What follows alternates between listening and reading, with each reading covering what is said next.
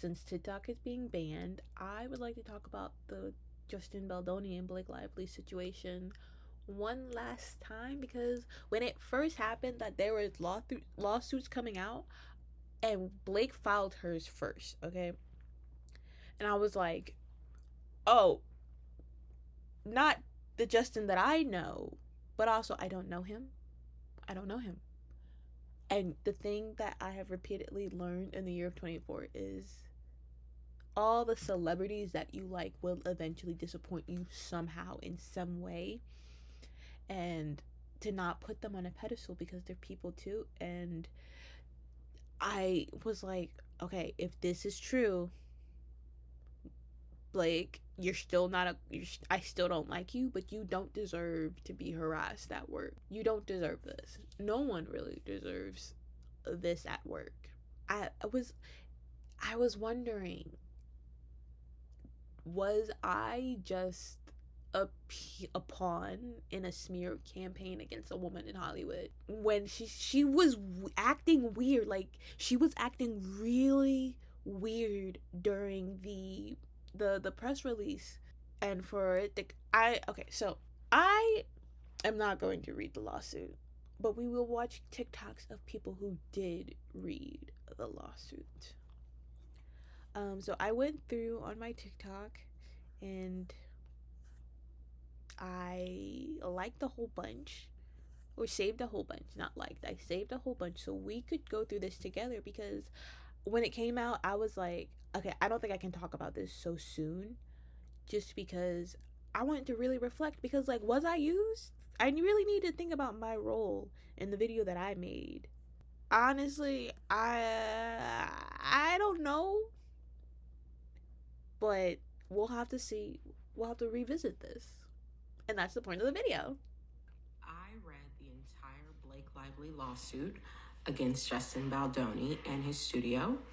And even though I'm not a lawyer in any way, shape, or form, I felt like I had to read it because I am a creator who commented on Blake Lively while she was in sort of like the peak tumult of this PR crisis. And that is at the center of this lawsuit. So honestly, I sort of felt like I had a responsibility to read it thoroughly. I have done that, and I'm now going to give you some of my takeaways. First and foremost, it seems very clear to me that a lot of misconduct did occur on that set. And the reason why I find what was put forth in the lawsuit to be very compelling and to make a compelling case that there was a lot of misconduct and sexual harassment is because written statements about that misconduct were distributed to Justin Baldoni and his studio and his business partner many, many, many, many months before any of us heard about any of this. So if it was just something that we were hearing about now, you could maybe think, oh, this is Blake Lively trying to protect her reputation, trying to get back at him because she has suffered this reputational loss. But written documents were submitted several months, like back in November. And like, if you weren't there when it all happened, that's what it could seem like. Her being angry and retaliating, because in this perspective currently where she's talking at, and this was like, this is, you see the years, so March 2024, December something, so these are pretty old. But in this point in the scenario, nobody really liked Blake, so it was easy to want to believe that she was angry. You know? November, I believe, of 2023, that outlined all of the terrible behavior that happened at the hands of Justin Baldoni and his business partner on set. And so to me, for it to have been outlined by lawyers, for them to have had an entire meeting around it in January of this year, for parties to have signed that document acknowledging that that behavior would not continue into the future, that means some wild shit went down. In terms of what actually went down, you can read it, but I will say some of the things that stuck out to me were, one, Justin and his partner entering her trailer unannounced, uninvited, while she was in various states of undress. Whether she was undressed or not, that's still inappropriate. Also, Justin adding spontaneously new sex scenes, intimate scenes, nude scenes that were not in the script, were not in the book, and were not previously approved by Blake Lively. And as someone who knows how to make a film, to do stuff like that last minute and everyone is not on board and it's not talked through, that's a no-go. Like that, if no one's on board, it's not going to get done. So you can't just bring this up on people. Also, him commenting to her and to other actors on set and to other employees and crew on set about their looks, about how sexy they looked, just things that are known to make women feel uncomfortable in the workplace. This is a very, very, very small fraction of the complaints that, again, were submitted in writing several months before any of us knew about any of this. My second takeaway is that they present a very compelling case that Justin and his team did orchestrate a real media takedown of Blake Lively. And I think And that's where I was like, for real, like, damn, was I used? You can argue the degrees to which she also orchestrated her own, reputational takedown. And she definitely did. By what we were seeing at this point in time, it seemed like she did by just being blatantly obtuse. At this time, the outside perspective to me as a watcher, yeah, Blake is coming off very obtuse. So it seems like everything that's happening to her is of her own doing in a way. In some ways, but it's very clear that this was something that was orchestrated by his team because they present so much evidence in the form of screenshots of text messages between him and his PR team and the PR team and the crisis management team, where they literally use the words bury her, destroy her, where they literally point to articles about other women like Hailey Bieber that talk about weaponizing feminism and Justin saying things like, this is what we need, where they literally point to articles that talk about Blake Lively getting canceled and congratulate one another like, oh, good work. Like, you really outdid yourself. I know, this is why you pay me. And if this is what's happening behind closed doors, this is sickening. The PR team needs to be studied. This is disgusting behavior. It's very clear that this was an orchestrated effort. And then my final takeaway, this is actually something I'm still thinking about, and I will probably make a longer video about on YouTube. Shout out to my YouTube. Subscribe if you don't mind. Actually, subscribe to my channel right now since you're here. The role that creators like myself played in this narrative is one that I personally just want to spend more time thinking about, because I personally felt like the video that I made, and you can watch it, it's still up, was completely organic. No one paid me. No one reached out to me and said, hey, make. And no one paid me either to make my YouTube video. I just did it because I don't like Blake by how she was acting on the bus tour. I felt like the movie that she had was a heavy movie. And in a way, I was kind of put off by the movie because of the trailers. And the way the trailers were edited, I did not know what this movie was about. I did not know I've never heard of this book. And how am I supposed to know that a trailer that seemed like a rom-com, or where Justin Baldoni was the love interest and Blake was the girl and they would fall in love in the end, but it was about DV. And in a way, that's kind of how it happens, but that's not what I expect from a movie. It's just not. Make this video about Blake Lively. I did what I typically do. There was a topic sort of trending and I felt like I had a perspective that was interesting, so I made a video, and I felt like I was doing it completely organic. But now, after reading this lawsuit, I feel like, oh, was I an unwitting pawn in a much bigger chess game that was going on and being orchestrated by other parties? And to what extent do I have the responsibility to understand those factors that are at play? again, that's what I really want to spend more time thinking about, and what I think I will dive into a bit more deeply in my YouTube. That'll probably come out Monday or Tuesday if you're interested in. But it's really giving me pause. And again, let me just reiterate, nobody paid me, okay? No one said, hey, say something negative about Blake Lively. And also, to be clear, if you don't want to go scroll and find the video, the point I made, I never said anything about Justin Baldoni, because the chances of me getting on the internet and defending a man I know nothing about are so slim. I have no interest in that. But the video I made did say that I speculated, was Blake pursuing this like floral girlhood, women's empowerment version of a marketing strategy because she saw it work for her bestie Taylor on Eras Tour. Because remember, Blake was a producer on this film, and she did speak about how she would never just be an actor. She would never just be someone who would put on clothes and say lines. Like, she would only take on roles where she could do more. So she did have a say.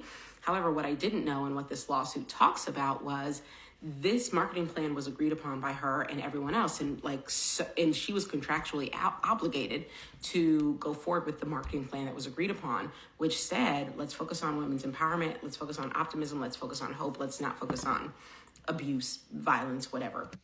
And if that was the agreement that she signed, one, it was a dumb agreement to sign, and two, that was a set up. So anyway, I made a video sort of speculating on why would she go that route. I never said anything about Justin Baldoni. I never said anything trying to defend him. That's just not who I am. But again, I felt like I was making that video organically. And now I'm like, was I?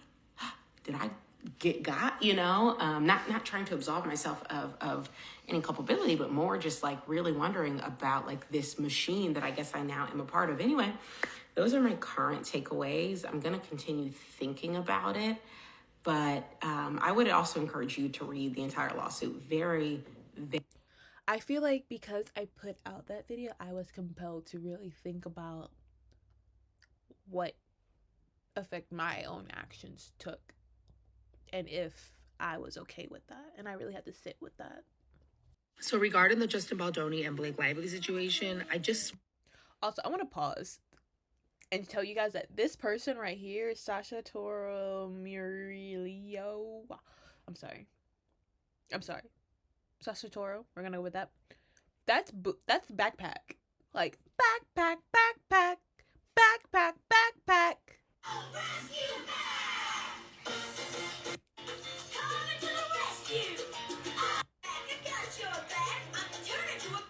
Gabby, who's better? Backpack or rescue pack? Backpack. So regarding the Justin Baldoni and Blake Lively situation, I just want to share my thoughts. I have never been a fan of Blake Lively. Now, that means I just have never followed her. I've never disliked her. I just literally didn't follow her. I didn't watch Gossip Girl. I didn't know anything about her. I watched her in Age of Adeline. I thought she was fabulous. I did not watch Gossip Girls or Age of Adeline or that other movie she was in with Anna Kendrick. I loved it, and that's as far as I went with Blake. Like, that was it. Now, Justin Baldoni, I have been a huge fan of for around 10 years now. I'm talking podcast, book. I've been so invested in his family and his relationship with his children. He was one of the reasons that I even knew what gentle parenting was. A picture of him and his father and his son on the supermarket floor. Like, he, to me, was the man that I said I would pick over a bear. I love going to Ojai, California, where he's from. My cousin met him. I've been so invested in Justin and who he is as a husband, a father, a director, a producer, an actor, a person. I have thought so highly of this man for so long, and I still do.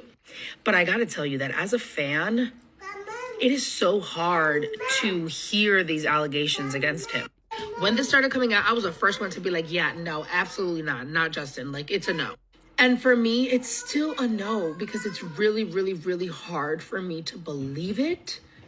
But at the same time, just by seeing these allegations, I'm like, just the thought that if this is true, it's really sad for people who really loved him. overall, the situation sucks, and it ruined an incredible book for me. The book that got me back into reading, the book that made me want to start a book club. That, you know, it ruined it. The movie ruined it. The cast ruined it. The whole thing is ruined. They say in Colombia, never put your hand in fire for anybody. No metes la mano en juego por nadie. And you know what? I'm gonna live by that. But I really, really, really, really, really, really, really, really, really hope that the Justin situation is just not that. Blake Lively this, Justin Baldoni that. Have you considered that maybe getting involved with the Colleen Hoover film and book was the initial problem? That was the initial curse you placed upon yourself? Has anyone considered that? Someone needs to warn Anne Hathaway. Matter of fact, while we edit, someone tell Margot Robbie not to touch that Sarah J. Maas book. I'm just trying to save her. Blake Lively this, Justin Baldoni. And that's it. That's it. That's why we're having all these freaking problems. Why would they Colleen try to do that coloring book? I still need to know why.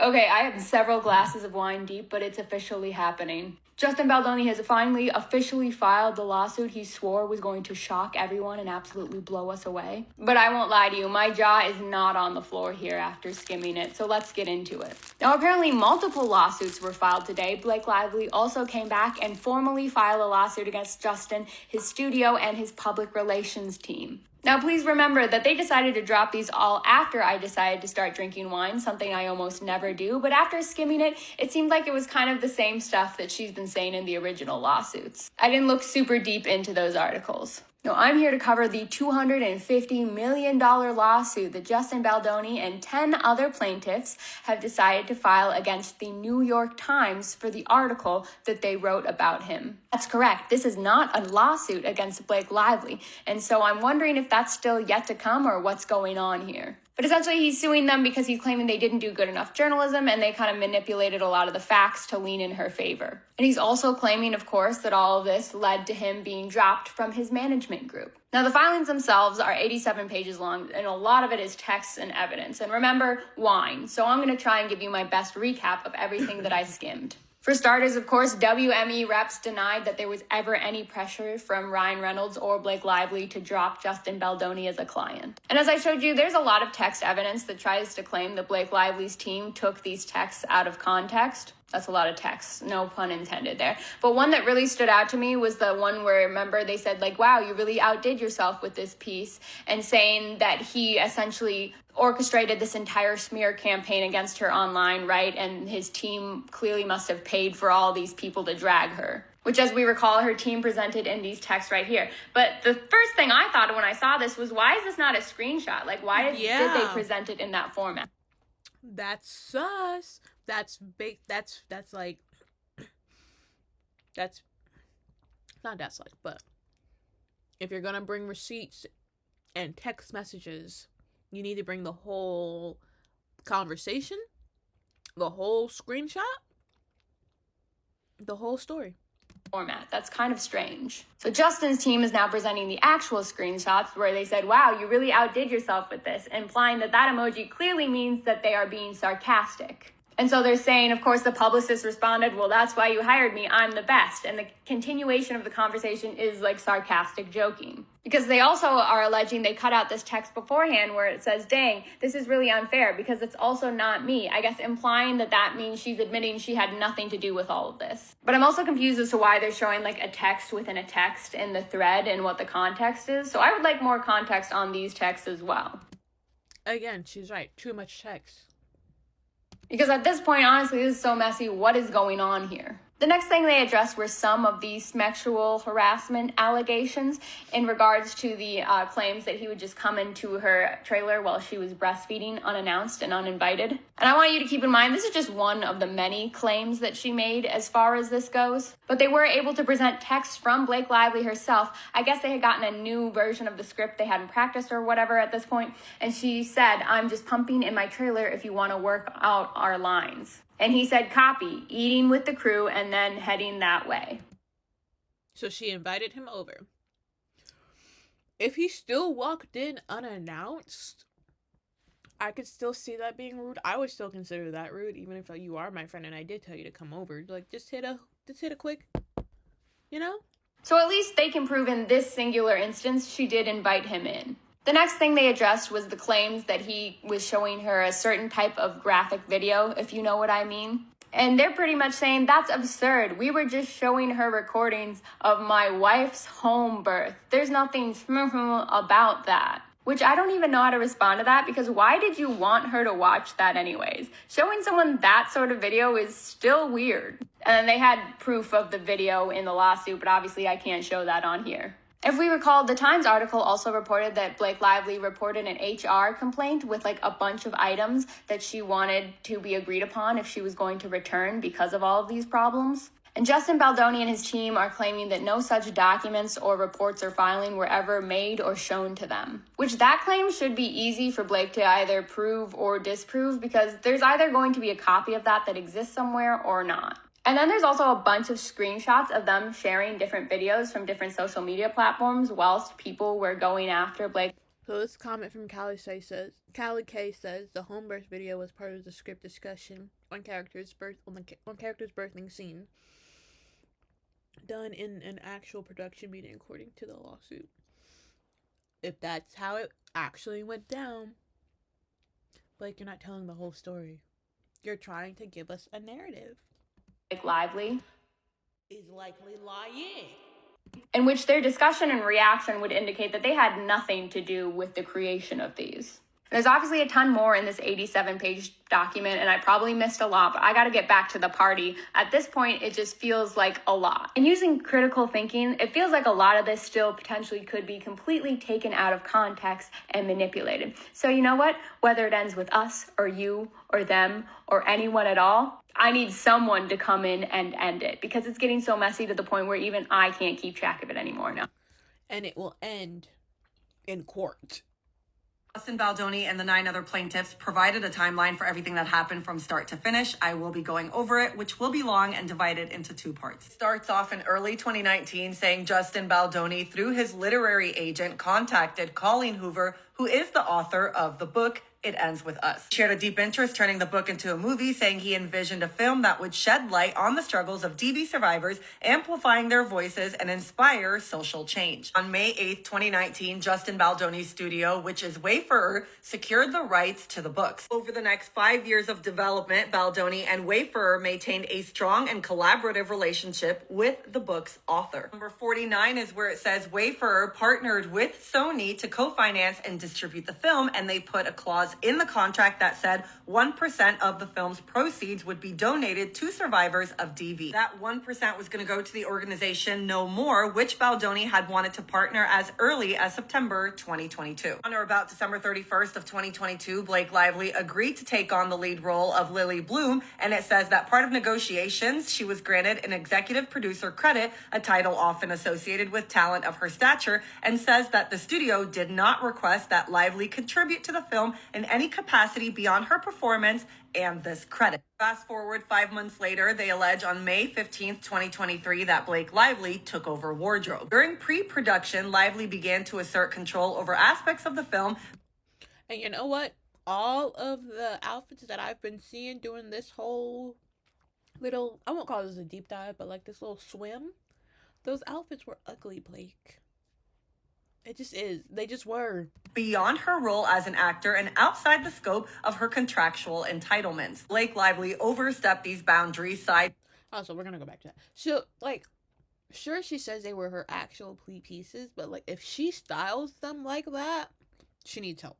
Lining the production's costume designer, a seasoned professional with a long-standing working relationship with Lively. Line 52, it says, ignoring the director's vision for her character and disregarding the weeks spent by the entire team shopping and thoughtfully crafting her wardrobe in preparation for filming, Lively would send hundreds of images to the film's costume designer during all hours of the evening, pointing them in the direction of the appearance she wanted for her character. Blake Lively insisted that her character had money and could afford $5,000 shoes, which made Justin Baldoni rethink the entire script that he had. $5,000 shoes.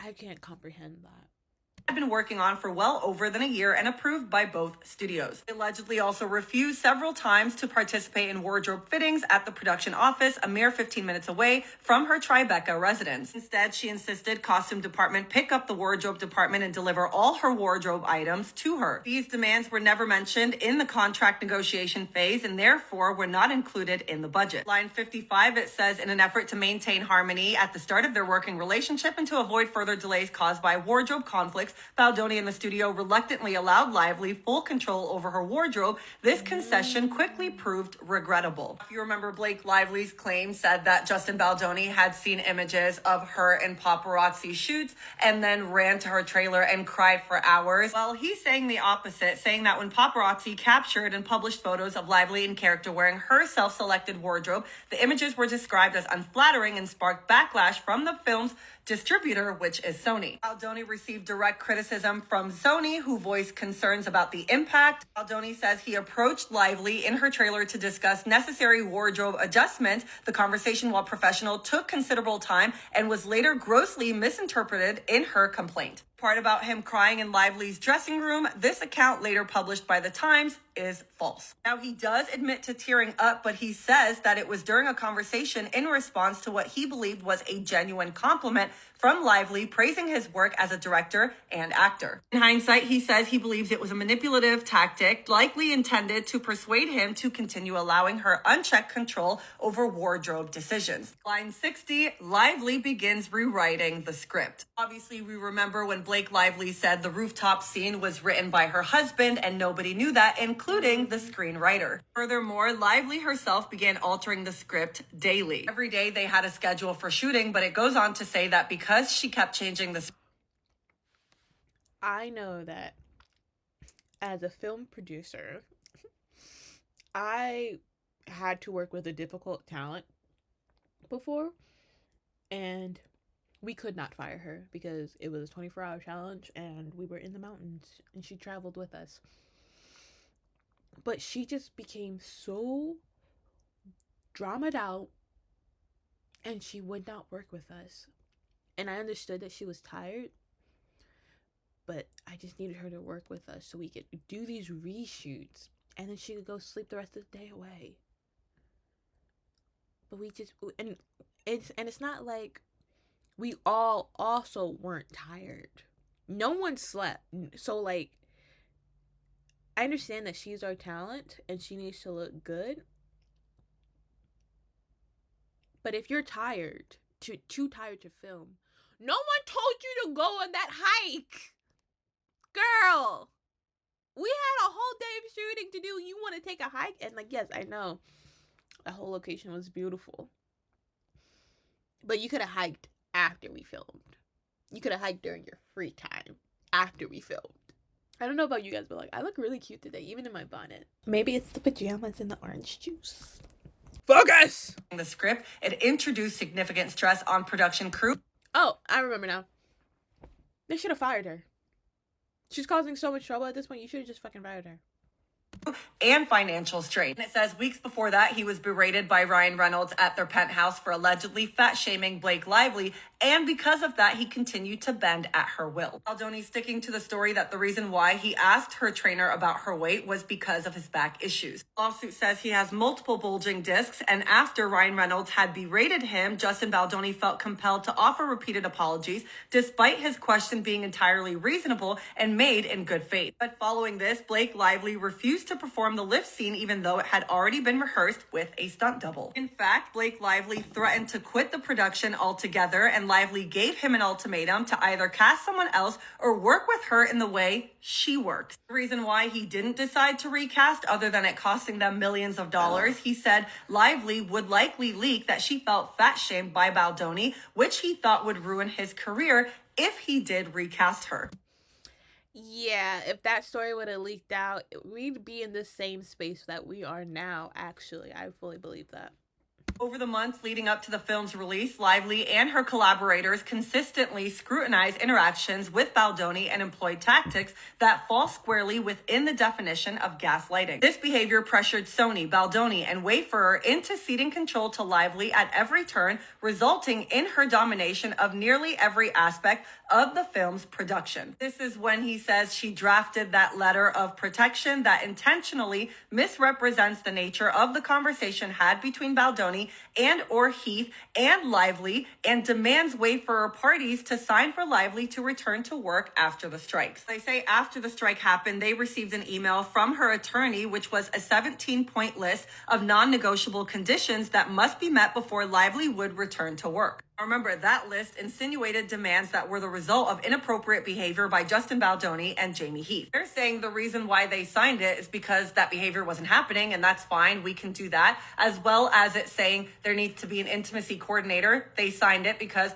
there was an intimacy coordinator, so no problem there. So text messages of Blake Lively from start of production saying that she doesn't need to meet the intimacy coordinator right now, but there was always one there. Justin Baldoni also has dated notes from the meetings that he had with this intimacy coordinator. It says that Blake Lively declined attending these meetings, and the handwritten notes were read to Lively at her penthouse, where she insisted that she and Baldoni meet to write those scenes together. Justin Baldoni's intent was always to have the intimacy coordinator and Blake Lively write those scenes together because he wanted the female's perspective. We get into whether or not Jamie Heath and Justin Baldoni were walking in and out of her dressing room when she was breastfeeding or undressed, to which it says she was the one inviting Justin Baldoni into her trailer when she was pumping. It also goes on to say that the claim that she made that Jamie Heath walked into her trailer unannounced was not true. Heath was invited into her trailer along with a female producer, Baldoni, and a Sony rep for a meeting requested by Lively. Mr. Heath arrived first to see if Lively was ready for the meeting, and after knocking and being invited in, saw that Lively was breastfeeding. She was not topless. She was having makeup removed from her collarbone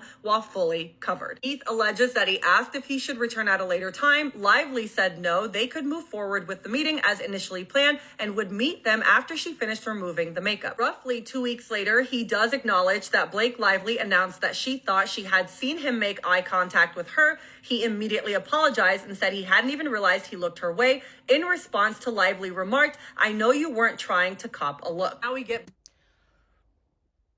Okay, so I don't have anything to, I'm not trying to give context to the situation or my opinion or anything. I just want to know, like, when a woman is breastfeeding and they're like having that conversation in that situation that Blake and Justin are in, and they're having a conversation, is he supposed to like look away and just talk to her but like not look at her, or is he supposed to like just keep his eyes on her eyes? Like, what is more respectful from the mother's perspective? Back into refilming after they had the meeting, after they signed that contract or list of demands that she had, and Ryan Reynolds showed up when he was not supposed to. This alleges that Reynolds launched into a tirade berating Baldoni in what Baldoni later described as a traumatic encounter, stating he had never been... The way it says SAG also needs to make some policy around dual roles. An actor should not act and direct, and an actress should not act and produce. Blurred lines. That's clearly the sound of someone who's never been in production at all and has never filmed a goddamn thing in life. Because when you're starting out making stuff, you yourself, you are the actor, the director, the producer, the editor, and sometimes the audience. But when you start building your network and working with people who want to work with you, and you start doing projects, until you get a large scale production, people are going to have to wear multiple hats to get this job done. You have to come prepared knowing that you could potentially have to do another job. But when you do get to that big scale production level, it is reasonable to think like, hey, that's not part of my job description, therefore I'm not going to do it. Like, it would make sense when you have the money and the people for that. spoken to like that in his life. Reynolds demanded an apology to Lively for actions that were mischaracterized and false. Justin Baldoni resisted apologizing for what he had not done, and Ryan Reynolds became further enraged. There was apparently a producer present and a Sony rep who left the meeting in shock. The producer offered that in his 40-year career, he had never seen anything like this in a meeting. The Sony rep mentioned that she would often think of that meeting, and her regret was that she didn't stop Ryan Reynolds from berating Justin Baldoni. Justin Baldoni and Jamie Heath left the meeting deeply unsettled by the implications of Lively and Reynolds' behavior and the power dynamics at play, but they just couldn't simply stop filming halfway through. Now we get into Blake Lively taking over editing, firing the film editor and composer, and creating her own version of the film at Wayfair's expense, while the rightful director continues to edit his cut of the film. And you know what? This is actually giving me this lawsuit's giving me horrible flashbacks to working on projects in college. It really is. Especially now that we're getting into the part of her taking over the project and, like what the dude said, blurred lines. There are some areas that can overlap, but when you have the producer and the director butting heads, that's not the direction you want your project to be heading into. Apparently, there's a 10-week period where the film's director gets to privately edit the film, which is called the director's cut. It says, unfortunately, Justin Baldoni was denied this essential experience. Lively denied the essential experience of the director's cut. He deserves his director's cut, just like James Cameron always has his fucking director's cut. I've never heard of anybody else having director's cut. Today, the Zack Snyder cut. Not that I've never heard of another director having a director's cut. I've heard of director's cut, but I can't name director's cut off my head other than James Cameron and Zack Snyder, because the Snyder cut, that was a whole moment. But no, Justin deserves this as a director. And this is not his first film either. He did 5 Feet Apart. It's one thing when you're new to something and you don't know how the workflow is, but when you're not new to this, you can't try to pull someone over. You can't try to pull something over someone when they're not new to this. So to deny him the director's cut, disrespectful. Requested to join Baldoni in the editing bay, and obviously because she's been in the industry so long, she knows that that's not something she's supposed to do. But because of everything that happened prior, Justin Baldoni, Wayfair, and Sony reluctantly agreed to grant her access to the editing bay for 2 days. 2 days led into 10 days, to which she sought to work alone without Justin. Finishing the timeline in part 2. Baldoni and the 9 other This Blake Lively versus Justin Baldoni thing it's getting more messy by the day. And it is unfolding in different ways.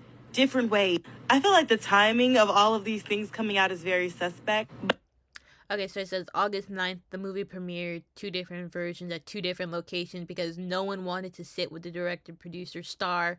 Now, court proceedings drop at the same day the movie drops on streaming service. Streets are saying he's a narcissist. But considering I found out about this whole debacle on my birthday, this feels like the birthday gift that just keeps on giving in like a messy type of gossip way.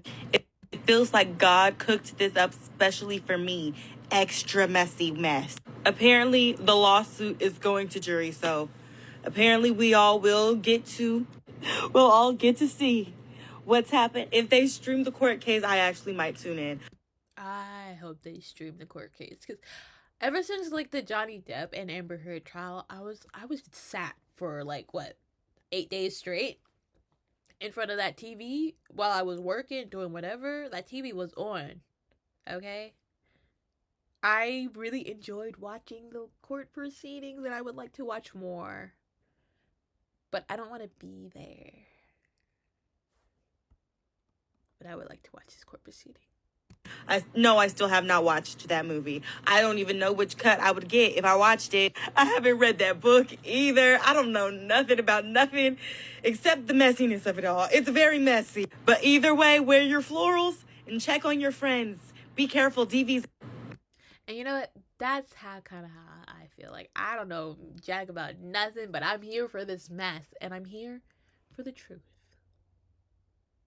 A creator up here so brilliantly pointed out how when the Blake Lively lawsuit dropped, it was mostly black women who were up here being like, this seems suspicious. This doesn't really seem right. I was one of those creators and people were just like, you just hate women. You don't want to believe women. You're just a misogynist at heart. You need to learn how to decenter men. And I think a lot of that are our initial suspicions or immediate suspicions come from, I mean, I can speak for myself personally, is that once you have been a victim to having a white woman make herself the victim and paint you as the villain, and once you have personally experienced how quickly people believe her without proof, like she does not need proof. Her tears are all the proof she needs to make the accusations that she's pointing out to be truth. That makes them all truth. And how quickly people villainize you and don't care about your side or what you have to say or what evidence or any proof. Nobody wants to hear it. You made the white girl cry. That's it. That you're a monster.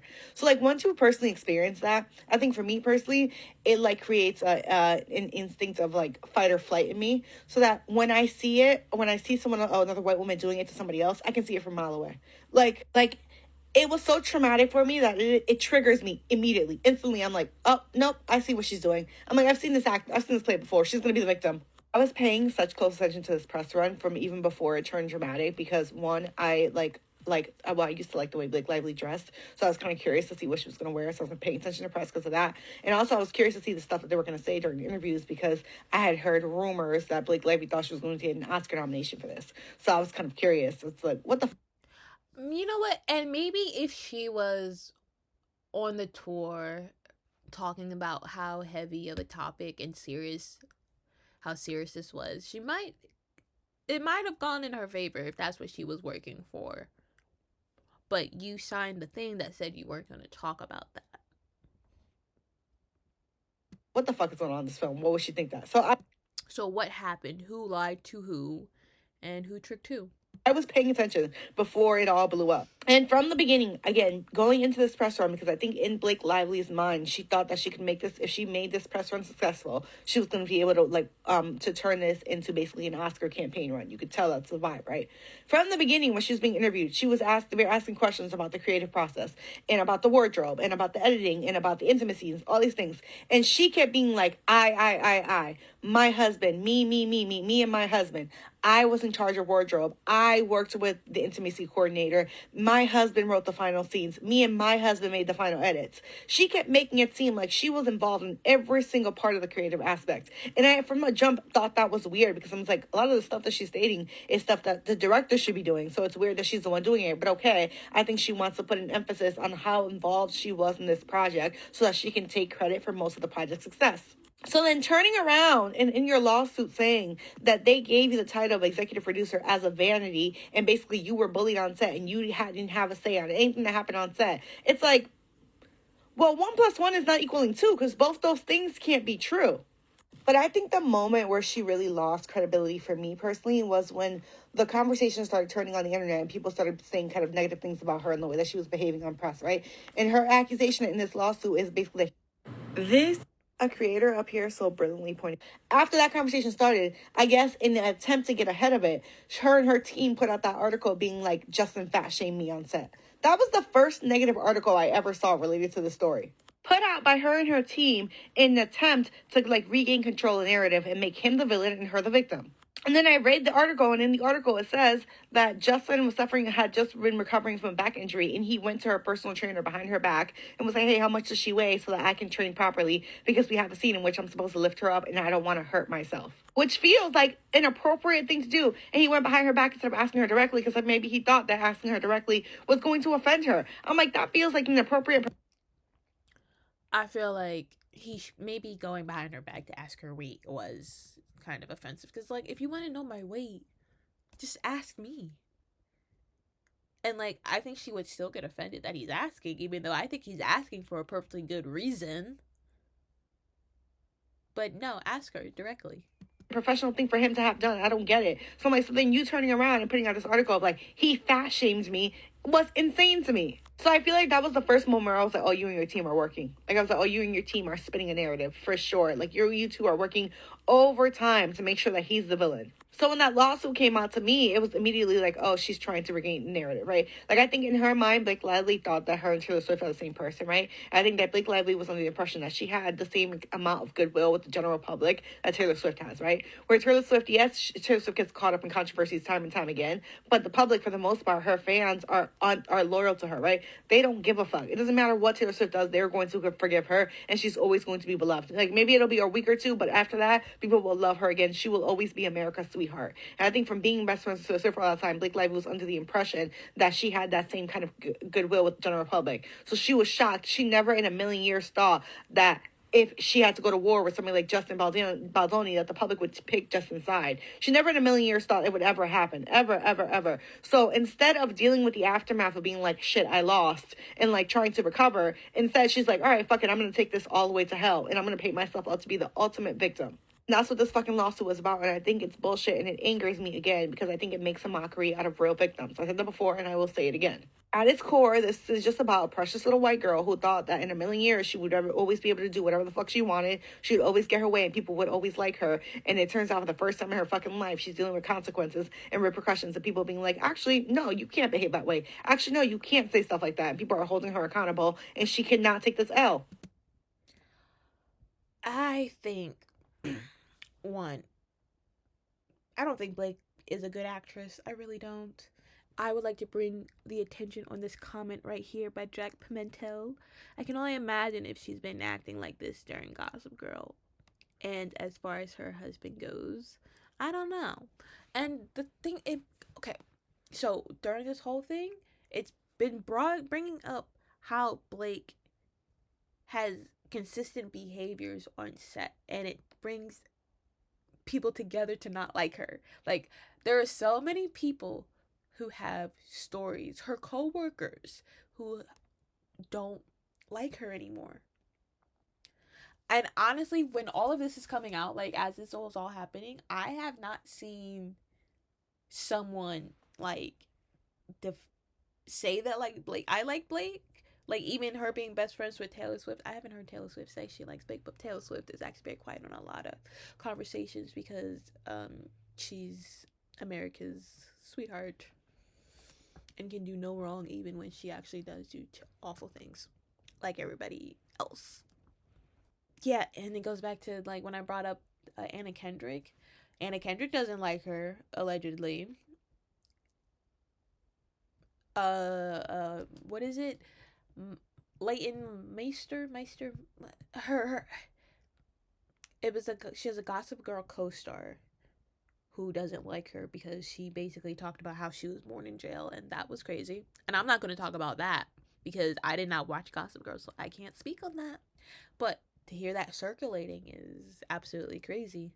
But another tick under a coworker who doesn't like Blake. I'm not saying I don't believe Blake Lively. I'm saying I don't trust people that get married at plantations. Like, to know the history, the hate, the racism, the slavery that goes into places like that, and to choose to have your wedding there. Not a vacation, not a historical trip. We're going to have our wedding at a place where so many people suffered. I think that tells you a lot about a human being. And you know what? Everything that says about a person, everything that says about Blake, it says it about Ryan too, because he also got married there. He's just as culpable in this as Blake. And to some extent, most of his blame is on the part of, I am her husband and I have to be there. If I don't have her back, what kind of husband would I be? But also, keep your wife from doing detrimental actions to her career. Please. And this Justin Baboni guy, he could be just as bad. I don't know. All I know is I judge people by their actions. Words are fleeting, actions are forever. And her actions is her getting married at a plantation. Justin Baldoni is suing the New York Times and dropping receipts on Blake Lively. These are some of her claims and his counterclaims with evidence. Blake claims there was no intimacy coordinator until she demanded one. And then Justin Baldoni showed screenshots between he and Blake where she acknowledges that there is an intimacy coordinator and she declined to meet with the coordinator prior to filming. Blake claimed that Justin Baldoni was behind some of the negative press that she was getting during the promotion of It Ends With Us. And then he shows his team acknowledging some of the articles and videos on TikTok, claiming they had nothing to do with it. That if anything, it was being driven by TikTokers rather than it was by their own stunts. They acknowledged that it wasn't through their orchestration, but by Blake's old interviews that started resurfacing. Even more so, they showed that Blake's team altered some of the text messages that they reveal in their lawsuit to change the context. Specifically in relation to a Daily Mail article. Blake said that he came into her dressing room while she was breastfeeding and that made her uncomfortable. However, he showed a text message from her inviting him to run lines in her trailer while she was pumping. She says that he only wanted to promote DV awareness to bolster his image. However, he shows multiple messages showing that DV awareness was always his intention. Apparently, going into the film, he even wanted a percentage of the proceeds to be donated to help survivors. It's still a lot of he said, she said, but he does have a lot more evidence than she did. What do you think? Drop a comment below and let me know. Justin Baldoni is suing the New York Times and dropping receipts on Blake Lively. These are some of her claims and his counterclaims with evidence. Blake claims there was no intimacy coordinator until she demanded one. And then Justin Baldoni showed screenshots between he and Blake where she acknowledges that there is an intimacy coordinator and she declined to meet with the coordinator prior to filming. Blake claimed that Justin Baldoni was behind some of the negative press that she was getting during the promotion of It Ends With Us. And then he shows his team acknowledging some of the articles and videos on TikTok, claiming they had nothing to do with it. That if anything, it was being driven by TikTokers rather than it was by their own stunts. They acknowledged that it wasn't through their orchestration, but by Blake's old interviews that started resurfacing. Even more so, they showed that Blake's team altered some of the text messages that they reveal in their lawsuit to change the context. A couple of the things that had me the most shook in this lawsuit that I read, and I read all 87 pages, and I read all of Blake's too, which was like another 80 pages. But the fact that Justin tried to get her to meet with the intimacy coordinator before she ever had an issue, like when they were still on good terms, and she refused. But then to bring that up in the lawsuit that there wasn't an intimacy coordinator. Well, there was, but you just didn't meet with them. And then another thing that I find super suspicious is that everyone involved in the movie has abandoned Justin. Besides, there were a couple of editors that he posted his text exchanges with that were on his side and that were like, you know, like, she's obviously taken over this movie, whatever. But I think that it's a little suspicious I'm suspicious of Justin because Colleen Hoover, who he's been working with for 5-6 years, abandoned him. I mean, she unfollowed him. She's obviously taken Blake's side in this. So I think that that is a little sus because what caused her to abandon that relationship? Look, you guys, the fact that Colleen Hoover is on Blake Lively's side is also red flag number 2. I forget where red flag number 1 was, but if we're being real, we're way past numbering red flags, so we're way past number 2. We're way up there, okay? But yeah, Colleen, I have this one meme that I made about my friend and her feelings towards Colleen as well.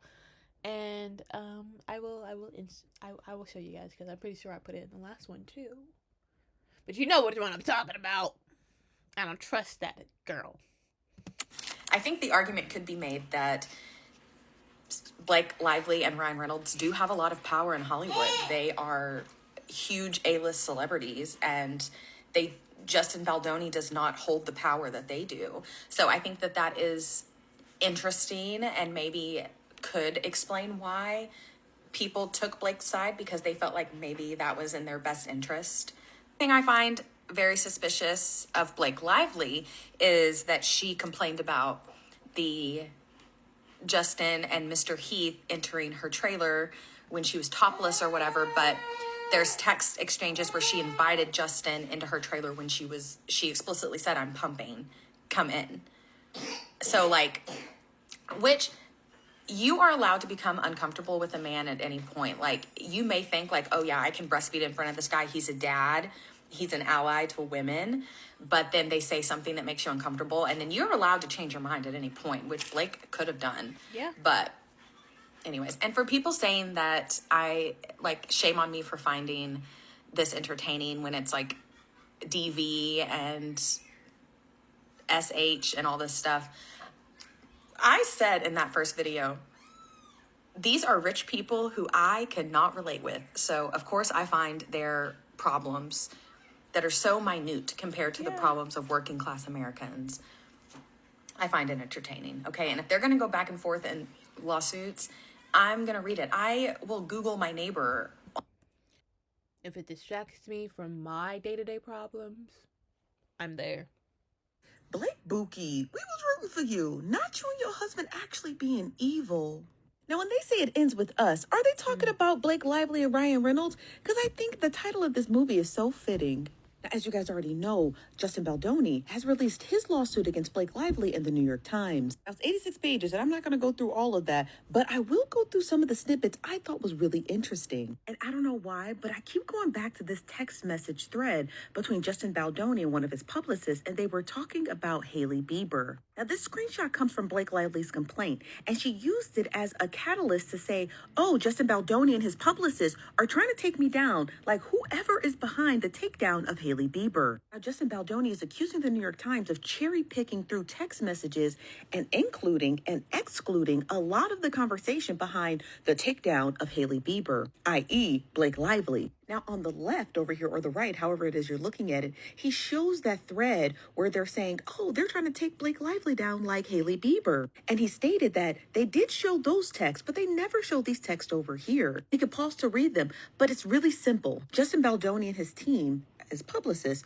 are stating that all we're trying to do is just get through this presser. In their text exchange, they're saying, we're not putting out good press, we're not putting out bad press, we're just trying to just get through this movie premiere. And in their text threads, it actually shows that they're just trying to just get him through all of this while simultaneously trying to combat all of the work and doing that Blake Lively is doing with her PR team. And based off of the evidence, it seems like Blake Lively was actually doing both. Not only was Blake Lively allegedly putting out good press about herself in the movie, but based off this conversation, it seems like she was also putting out bad press about herself and stating that it was coming from Justin Baldoni's camp. Now, Blake Lively did include this text message that basically from the publicist saying, we can bury anybody. And then she excluded all of this context of this conversation. What I thought was interesting is that Blake Lively and her team excluded this portion. After they said that they can bury anyone, they also said, and also, as you know, this is twisting and turning because you don't know their moves, referring to Blake Lively and her team. We don't know what their moves are. So they're saying we can bury them, but without knowing their moves, we can't really do anything. Now the person replies back and says, yes, exactly. And maybe that's how you approach this body thing, that you have no idea to this approach and why you can't be proactive as you have no idea what she's going to come out with. Now, the person stated back, he also cannot come across as the victim, and we are walking a very fine line. On Blake Lively's complaint, she talks about how they were talking about a article that came out with the Daily Mail, and then they said, oh yeah, that's why I'm worried about the LA Times. They go on to say that this is the portion that Blake Lively included, saying the majority of socials are so pro-Justin, I don't even agree with half of them. But of course, she excluded the rest of this conversation where it says, oh, I agree, and I'm just anxious as per usual. The LA Times reached out to Justin's old assistant, and the person replies back and says, you're okay, it's just been too much press, it's too chaotic. And then Blake Lively included more of this, saying, oh, we're so lucky, the press is on his side, blah, blah, blah, blah, blah, like making it seem like it was manufactured by him. The portion that was excluded is the person replying back and saying, person by the name of Jan, saying, I know, I don't think they get it. They think that the truth wins. The person replied back and says, no, it doesn't. And then the person Jan says, and I'm like, we're dealing with a psycho, like a psychopath who literally called him a sexual predator. And based on the full conversation going on, it sounded like they had no idea how to even defend Justin Baldoni because Blake Lively and her camp was allegedly coming from all angles. Good or bad, it didn't matter. Even more interesting is the fact that Justin Baldoni was in talks with the editors who had no creative control over editing the film, and they had no idea what portion of the film was going to even be premiered because, again, they could not edit the movie. Specifically when it comes to a set of allegations launched against Justin Baldoni, and I'm going to do my best to explain that. So Justin Baldoni had a back injury with bulging discs, so he had a specific weight limit he could only pick up. He had reached out to Blake Lively and her team and her personal trainer to get an understanding of how much she weighed. Blake Lively stated that he was trying to fat shame her and asking her to lose weight because of a specific scene. Now, Justin Baldoni said there's a scene where he picks her up in the film. Blake Lively says there is no such scene, but we don't know that because Blake Lively controlled the editing. And here's an example of a conversation between Justin Baldoni and the editors from Sony who said, we don't have any directive control over editing, so we have no idea if that scene was even shot. So a person who has the entire editing control over a movie could literally say anything. Blake Buki, we was rooting for you, not This is interesting because the title would indicate to me that this is coming from a Ryan Reynolds source, but the picture choice would indicate to me that this might be coming from a Justin Baldoni source. Because why, if I'm paying you to run a story for me, why are you choosing this photo? This highlights my previous point earlier, is that this man we've been lied to. We were lied to in our youth that this man is good looking. Look at him. Anyways, the story says that a source is saying that Ryan Reynolds wasn't yelling. He was just stern and upset or angry. And it's like, okay, well, now that you're on the defense, I extra don't believe you guys. I didn't believe you anyways, but now it's like, kind of shady that now like these sources are like, no, he didn't do that. And they're like, oh, there weren't celebrities coming and going. And it's like, so were they just there? Like it's just a weird way to phrase it. Again, doesn't make me trust or believe them. And then I scrolled. The point of this video really is that I scrolled and saw this picture and it like jogged my memory about how Hugh Jackman was just like showing up to like all the premieres with them and like had a separate photo. So this person says their careers are so done, and all I have is the urge to say is something. Looks like your career is done. I hope you save some money for your daughter and sons. Your best back, run back where you come from. Ha! You don't even know what you're asking me to confess, unless I don't have to tell you anything at all. Unless if I could prove that I never broke the law, do you promise not to tell a single soul what you saw? No one else was in the room where it happened. No one else. I was Burr because I don't have a Burr one, so I was Burr. I'm gonna finish this. This is getting so long. I'm going insane. Photo shoot with Blake Lively, and everybody's like, what's going on here? Like, why are they like promoting these films together? And again, like they thought that they were going to have the Oppenheimer Barbie moment. But it's funny now in the context of everything we're finding out, which again is because Blake Lively would not leave this alone. Now we're finding out that she like banned him from the premiere and like insisted on like separate premieres and like all of this stuff. But then she's got Hugh Jackman here. Not the director of the movie, but we got Hugh here. By the way, I didn't appreciate that she like dragged Britney into this by making this big to-do about how this was Britney's dress. And it's like, what do you have to do with Britney Spears? And what does Britney have to do with this movie? Like, it just seemed like a way for her to just get like some press. If anything, Britney Spears was an abused woman, and Blake should be speaking up for abused women in the Britney Spears dress. And be like, I got to wear Britney Spears' dress. And it's like, Britney probably isn't even the one that gets to approve that. So, like, just pipe down. Why do you have to bring Britney into this? Also, Blake, not to pull a Justin Baldoni, but Blake is 5'10", and Britney Spears is 5'5". Like, is this her real dress? Or is it a replica dress? Because my first thought was it's a replica dress. And Perhaps she came out and said that, but I remember that she was acting like this was her dress. And again, it's like, I don't trust you. This is interesting because the Real quick, I was thinking about this. This is my hair growth calendar. My mom would. Bad is that the I don't care. So what was it like working with Blake Lively on the set of It Ends With Us? Justin Baldoni dropped a number of text messages with crew members detailing just how difficult Blake Lively was to work with. Baldoni claims that since day one of production, she tried to push her weight. She would undermine their wardrobe director and make outfit choices of her own.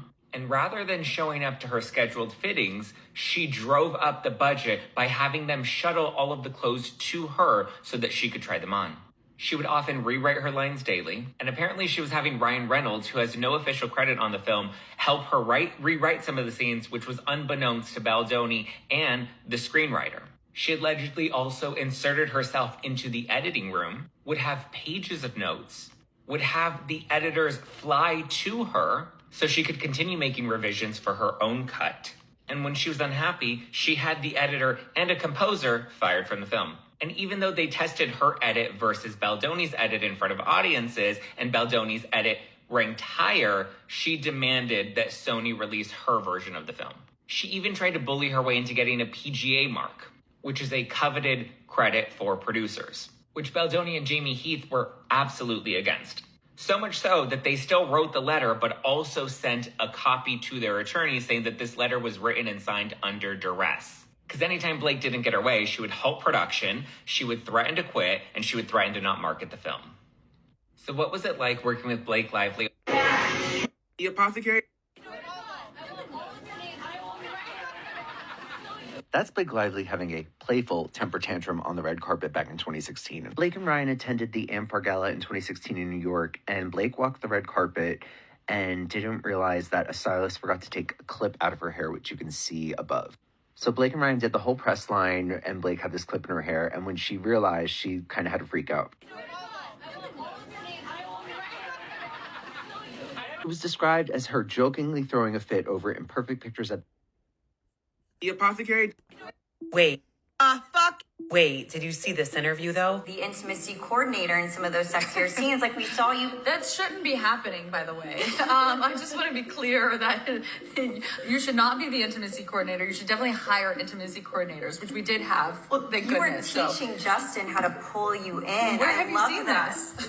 I actually just saw it too. It was on Instagram yesterday, I think. Yeah, I mean, I think. Blake, we saw it too. It's right here.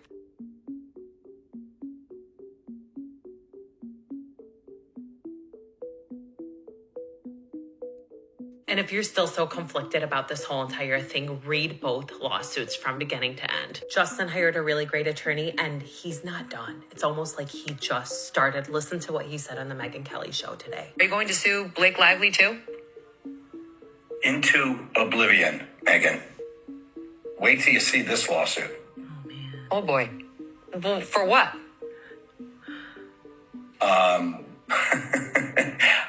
I'm just going to tell you, you're going to have to wait and see. It's coming up soon. But it's all going to be based on evidence. It's not going to be just a lawsuit. It's going to be the kind of lawsuit that is full of evidence, admissions, documents, which prove exactly what she did and how she bullied her way through the process to take over the movie and used her PR people to try and destroy Justin. Megyn mentions Ryan Reynolds, and he goes, for sure. They're putting him in the lawsuit. They're suing him too. What? Wait. So I'm gonna make that the last video that I watch on here because I have to go to work. I have to go live my life. I would like to go touch grass. I don't care about Blake anymore. I really don't. And I never really had a Ken, so I don't care about Ryan. I only had one Ken. And he was Daniel anyway. This has been such a messy and convoluted situation that goes beyond. It goes beyond what she said and what he said and what we say as just the internet. And the only way to get to the truth is to let it come down in court. I think this movie could have been really important to some people. I think it could have been a good place to bring attention to DV and its survivors and its resources. But instead of thinking about how can we support DV survivors, we're here being catty, talking about Blake versus Justin. It's really sad that if Blake comes out to be lying, she's putting the progress back. And if Justin comes out to be lying, that's another good guy down.